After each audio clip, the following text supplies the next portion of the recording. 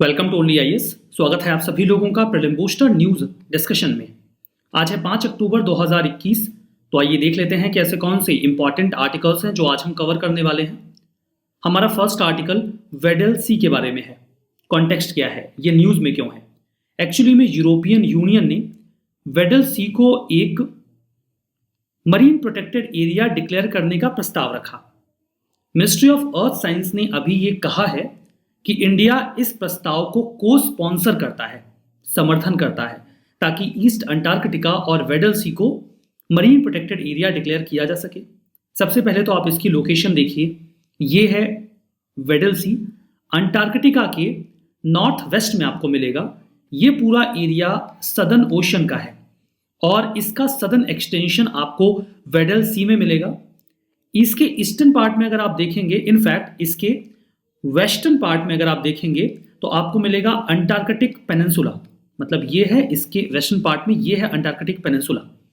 तो ये geographical location आप इसकी मैप में देख रहे हैं, काइंड ऑफ बेनुमा आकृति है, अंटार्कटिका के कोस्ट पर सिचुएटेड है और सदर्न ओशन का एक्सटेंशन है। वेडल सी में ही हमें वेडल जाइर देखने को मिलता है। जाइर ओशनिक करंट्स का एक सर्कुलेशन होता है। चूंकि एकदम इनक्लोज्ड एरिया है तो जो भी करंट्स यहाँ पर एंटर करती हैं वो यूं घूमने लग जाती हैं, तो एक जाइर क्रिएट हो जाता है जो हमें वेडल सी में देखने को मिलता है। मरीन प्रोटेक्टेड एरिया से हमारा क्या मतलब है। मरीन प्रोटेक्टेड एरिया अगर किसी वाटर बॉडी को डिक्लेयर किया जाता है या ओशन में किसी हिस्से को किया जाता है तो वहां पर या तो उस पूरे रीजन को प्रोटेक्ट किया जाता है या फिर उसकी कुछ नेचुरल रिसोर्सेज को प्रोटेक्ट कर लिया जाता है। कुछ एक्टिविटीज की पूरी तरीके से मनाही होती है मरीन प्रोटेक्टेड एरियाज में, या तो उन्हें लिमिट कर दिया जाता है या प्रोहिबिट कर दिया जाता है, ताकि किसी काइंड ऑफ प्लांट या एनिमल को हम कंजर्व कर सकें, वहां पर हैबिटेट को प्रोटेक्ट कर सके, इकोसिस्टम को मॉनिटर कर सके और फिशरीज का बढ़िया से मैनेजमेंट किया जा सके। बात करते हैं commission for conservation of Antarctic marine living resources. अब आगे हम इसे शॉर्ट में CCA-MLR बोलेंगे। ये काइंड ऑफ इंटरनेशनल ट्रीटी है जिसके माध्यम से हम अंटार्कटिक रीजन में फिशरीज के पूरे सेक्टर को मैनेज करने की कोशिश करते हैं, क्योंकि अगर फिशरीज के लिए वहां पर कंपटीशन स्टार्ट हुआ तो पूरा रीजन इंस्टेबिलिटी फेस करेगा और वहां का इकोसिस्टम बर्बाद हो जाएगा। ऐसा ना हो, इसी संबंध में इस पूरी ट्रीटी को साइन किया गया और ये फोर्स में आया अप्रैल 1982 में, ताकि वहां पर कोई आवश्यकता से अधिक या वहां के रिसोर्सेज को एक्सप्लॉइट करने की कोशिश किसी कंट्री के द्वारा ना की जाए। ये जो पूरी ट्रीटी है इसके पास जिम्मेदारी है कि ये मरीन प्रोटेक्टेड एरियाज कैसे डिक्लेयर किए जाएंगे, उनका मैकेनिज्म क्या होगा, उस संबंध में पॉलिसी को फॉर्म करना और उसके एडेप्टेशन का प्रयास करना। 2009 से ही जो CCA-MLR है उसके जो मेंबर्स हैं उन्होंने एक प्रस्ताव रखा था कि सदर्न ओशन के इस एक्सटेंशन को मरीन प्रोटेक्टेड एरिया डिक्लेयर कर दिया जाए। इनफैक्ट कई सारे हिस्सों के लिए बात चल रही है। CCA-MLR के पास एक साइंटिफिक कमेटी है जो ऐसे प्रस्तावों को एग्जामिन करती है और देखती है कि क्या ये फिजिबल है कि इस रीजन को मरीन प्रोटेक्टेड एरिया डिक्लेयर कर दिया जाए। तो क्या इंडिया इसका मेंबर है? बिल्कुल, इंडिया तो इसका मेंबर 1986 से ही है। इंडिया की ओर से ministry of earth sciences coordinate करता है जो भी अटैच्ड ऑफिस हैं CCA-MLR के उनसे, या फिर जो अर्थ साइंसेस के अटैच्ड ऑफिस हैं वो CCA-MLR से कोऑर्डिनेट करते हैं। और जो centre for marine living resource and ecology है कोची में केरला, वो भी इनके साथ जुड़ा हुआ होता है। तो ये पूरा आर्टिकल आपने समझा।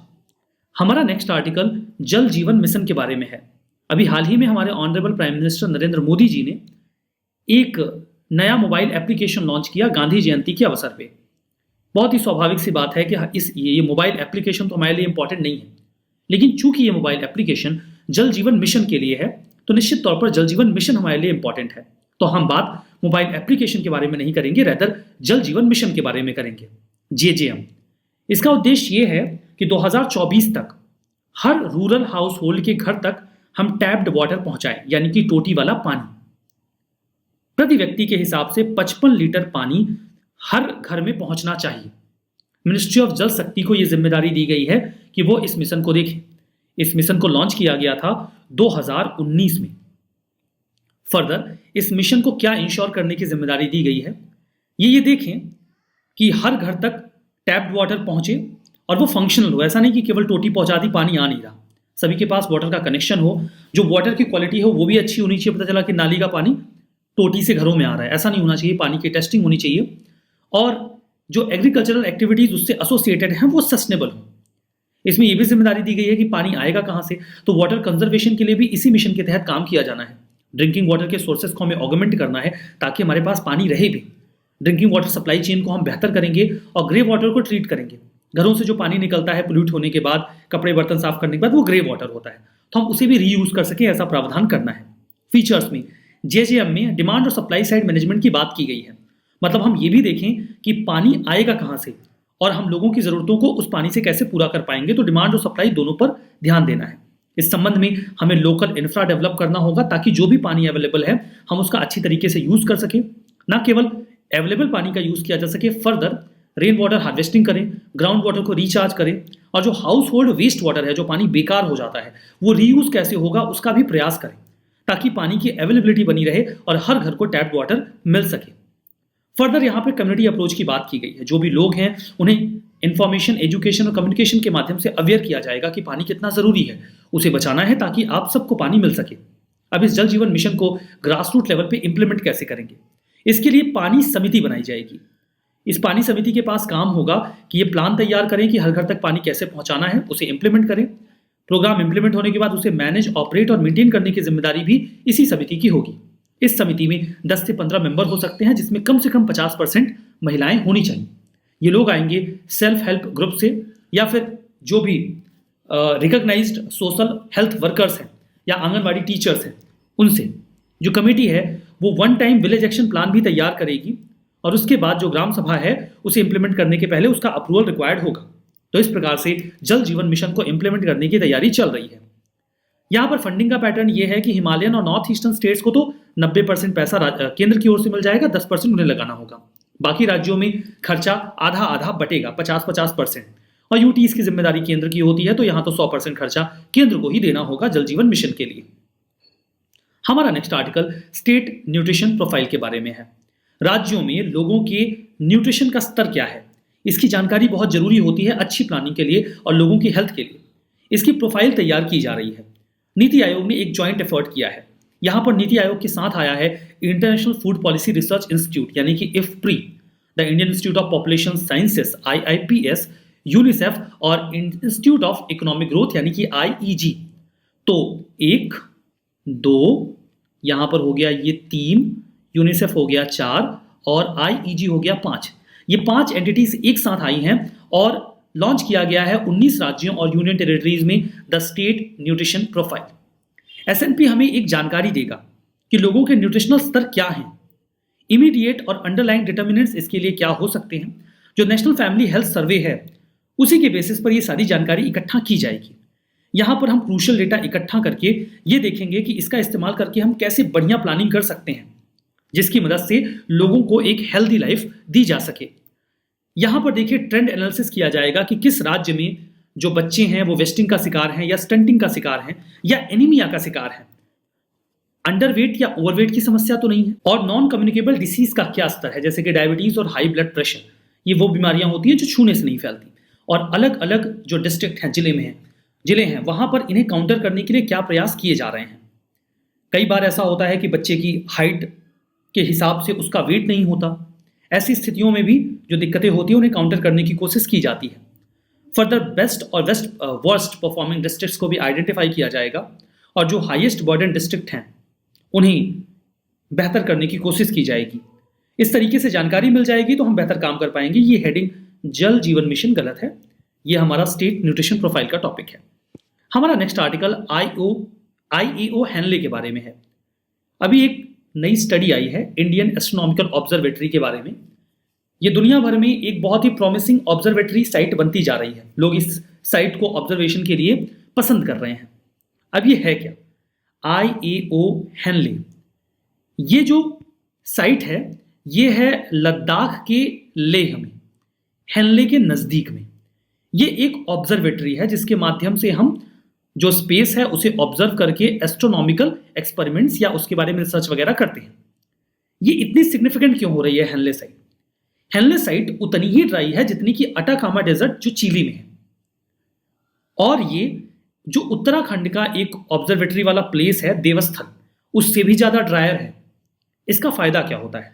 देखिए, अगर कहीं पर एटमॉस्फेयर वार्म है तो इवेपोरेशन होगा, क्लाउड्स का फॉर्मेशन होगा या फिर एट लीस्ट जो एटमॉस्फेयर है वहां पर वाटर वेपर तो प्रेजेंट रहेंगे ही रहेंगे। अगर क्लाउड का फॉर्मेशन होगा तो आसमान में बादल घिरे रहेंगे तो आप अच्छी तरीके से ऑब्जर्वेशन नहीं कर पाएंगे। इवन अगर एटमॉस्फेयर में वाटर वेपर्स भी हैं तो ये इलेक्ट्रोमैग्नेटिक सिग्नल्स को एब्जॉर्ब कर लेते हैं और उनकी स्ट्रेंथ को रिड्यूस कर देते हैं, तो उन्हें आइडेंटिफाई करना बड़ा मुश्किल हो जाता है। और अगर बादल आ गए तब तो ऑब्वियसली हिंड्रांस क्रिएट हो जाता है, बहुत तरीके की दिक्कतें आती हैं एस्ट्रोनॉमिकल ऑब्जर्वेशन में। चूंकि ये हिमालय के रेन शेडो रीजन में आता है तो बारिश यहाँ बहुत कम होती है। फर्दर बहुत ही ड्राई रीजन है, सूखा हुआ है, मतलब कोल्ड डेजर्ट वाला एरिया है, तो एटमॉस्फेयर मोर और लेस साल भर क्लीन रहता है। हमें 270 क्लियर नाइट्स मिल जाती हैं जिससे यहाँ पर ऑब्जर्वेशन करना बहुत ही ज़्यादा आसान हो जाता है। कई सारे फायदे होते हैं। क्लियर नाइट मिलेगी, लाइट पोल्यूशन ज़्यादा होता नहीं है, रिमोट एरिया है, एरोसॉल का कंसंट्रेशन एटमॉस्फेयर में नहीं मिलेगा, ड्राई एटमॉस्फेरिक कंडीशन होती है और मानसून भी अनइंटरप्टेड रहता है, यहाँ बारिश वगैरह ज़्यादा होती नहीं है।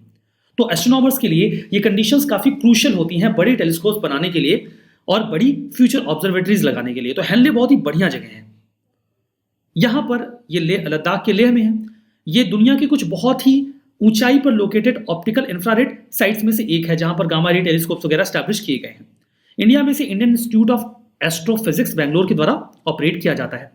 एक्चुअली में ये दुनिया का 9th हाईएस्ट ऑप्टिकल टेलीस्कोप है जो कि 4500 मीटर की ऊंचाई पर है, 4500 किलोमीटर की ऊंचाई पर। यहाँ पे 2 टेलीस्कोप्स हैं, एक 2.01 मीटर ऑप्टिकल इंफ्रारेड जिसे हिमालयन चंद्रा टेलीस्कोप नाम दिया जाता है SCT, और दूसरा है high altitude gamma ray telescope HEGAR। हमारा नेक्स्ट आर्टिकल लंगा मंगनियार के बारे में है। न्यूज में इसलिए आया बिकॉज लंगा मंगनियार जो आर्टिस्ट है ये न्यूज में है। सरकार प्रयास कर रही है इनके आर्ट वर्क को डॉक्यूमेंट और डिजिटाइज करने का। लंगास या मंगनियार्स ये कम्युनिटीज हैं, ये पाई जाती हैं राजस्थान के वेस्टर्न पार्ट में जैसे कि जैसलमेर और बरमान डिस्ट्रिक्ट में। ये एक्चुअली में मुस्लिम फोक म्यूजिशियंस होते हैं जो अपना परफॉर्मेंस देते हैं। मंगनियार्स की बात करें तो इनको हमेशा से पैट्रोनेज मिलता रहा था भाटी राजपूत से, जबकि जो लंगास थे वो सिंधी सिपाही को उनके लिए परफॉर्म किया करते थे, मतलब सिंधी सिपाही वगैरह इनके यजमान हुआ करते थे, उन्हीं के लिए परफॉर्मेंस देते थे। आज भी ये हिंदू यजमान के लिए परफॉर्म किया करते हैं होली, दिवाली और अदर वेडिंग वगैरह के ओकेशन पे। तो लंगा और मंगनियार्स जो ये 2 कम्युनिटीज परफॉर्म करती हैं, इसमें आते हैं बैलेट्स यानी कि सॉन्ग के फॉर्म में एक पूरी स्टोरी बताई जाती है, फोकलोर और सॉन्ग्स। इसमें हेरोइक बैलेट्स होते हैं, रोमांटिक टेल्स होती हैं और सूफी स्पिरिचुअल स्टोरीज भी होती हैं। कई सारी लैंग्वेजेस या डायलेक्ट्स में इसे परफॉर्म किया जाता है, मारवाड़ी, सिंधी, सराइकी, धत्ती और थरेली में। यहाँ पे जो कुछ लेजेंडरी लवर्स रहे हैं, उमर मारवी, हीर रांझा, सोनी माईवाल, मूमल राणा और सुरात और राव खांगर, तो इनकी स्टोरीज वगैरह को डिपिक्ट किया जाता है। देखिए इस प्रकार के प्रश्न यूपीएससी द्वारा पूछे गए थे। 2018 के ये प्रश्न है। यहाँ पर एक और ट्रेडिशन है, दूसरी ओर स्टेट। आपको बताना है कौन किससे मैच करता है। जब चारकूट फेस्टिवल मिजोरम, खोंजोम पर्व बैलेड मणिपुर और थांगता डांस सिक्किम। इसमें जो सही मैच्ड है वो पहला और दूसरा है। थांगता भी मणिपुर का ही है, सिक्किम लिख दिया तो ये गलत हो गया। तो सही जवाब बी होगा 1 और 2 ओनली। हमारा नेक्स्ट आर्टिकल श्यामजी कृष्ण वर्मा जी के बारे में है। हमारे ऑनरेबल प्राइम मिनिस्टर ने अभी उनकी जयंती पर उनको याद किया तो ये न्यूज में आए। 1857 से 1930 का इनका जीवन काल रहा। बहुत ही प्रोमिनेंट फ्रीडम फाइटर, लॉयर और जर्नलिस्ट रहे थे। इन्होंने क्या क्या स्टैब्लिश किया, प्रश्न यूपीएससी यूजुअली यहीं से पूछती है। इनके द्वारा फाउंड किया गया था इंडियन होम रूल सोसाइटी को। इसे फाउंड किया गया था लंदन में 1905 में। इसका उद्देश्य था कि ब्रिटिश इंडिया को एक सेल्फ रूल दिया जाए। ऑर्गेनाइजेशन को फाउंड करने में केवल श्यामजी कृष्ण वर्मा ही नहीं थे, बल्कि इनको सपोर्ट मिला था भीकाजी कामा, दादा भाई नौरोजी और SR राणा जी से भी। एक और ऑर्गेनाइजेशन इनसे associated, that is India house. India house को लंदन में फाउंड किया गया था जो 1905 से 1910 तक रहा। वहां पर इसके जरिए जो इंडियन स्टूडेंट्स ब्रिटेन में थे उनके रेसिडेंट्स की तरह ये वर्क करता था इंडिया हाउस, और उनके अंदर नेशनलिस्ट थिंकिंग्स प्रमोट की जाती थी। इंडियन सोशोलॉजिस्ट, इसे लंदन में फाउंड किया गया था। ये नेशनलिस्ट आइडियाज को प्रमोट करने का काम कर रहा था। 1977 में वो इंडिया में आए और वेदों की फिलॉसफी को उन्होंने प्रोपोगेट किया। तो काशी के जो पंडित थे वो उनसे बहुत ज़्यादा प्रभावित हुए और वहीं पर उन्हें पंडित की उपाधि दी गई। पंडित श्यामजी कृष्ण वर्मा बन गए। ये इंस्पायर्ड थे स्वामी दयानंद सरस्वती जी और हर्बर्ट स्पेंसर के विचारों से, जो कि इनके विचारों को प्रभावित करते हैं। यहाँ पर कुछ स्टेटमेंट हैं, आपको ट्रू एंड फॉल्स बताना है। पहला है CCA-MLR, इंडिया इसका मेंबर नहीं है, बताइए सही है कि गलत। दूसरा, जल जीवन मिशन 2019 में लॉन्च किया गया मिनिस्ट्री ऑफ जल शक्ति के तहत। तीसरा, इंडियन एस्ट्रोनॉमिकल ऑब्जर्वेटरी हेनले में है। लेह में लद्दाख के नज़दीक, या लद्दाख में लेह में। इंडियन होम रूल सोसाइटी ये एनी बेसेंट और बाल गंगाधर तिलक ने फाउंड किया। आपको बताना है कि कौन सा सही है कौन सा गलत। तो पहला वाला गलत है, बिकॉज CCMLR का इंडिया मेंबर है। दूसरा सही है, तीसरा सही है। चौथा गलत है, because Indian home rule society Shyamji Krishna Verma ने स्टैब्लिश किया था और एनी बेसेंट और बाल गंगाधर तिलक का होम रूल मूवमेंट था। आज के सेशन को हम यहीं पे समाप्त करेंगे। सेशन की PDF आपको ओनली आईएएस के टेलीग्राम चैनल पे मिल जाएगी। बहुत बहुत धन्यवाद।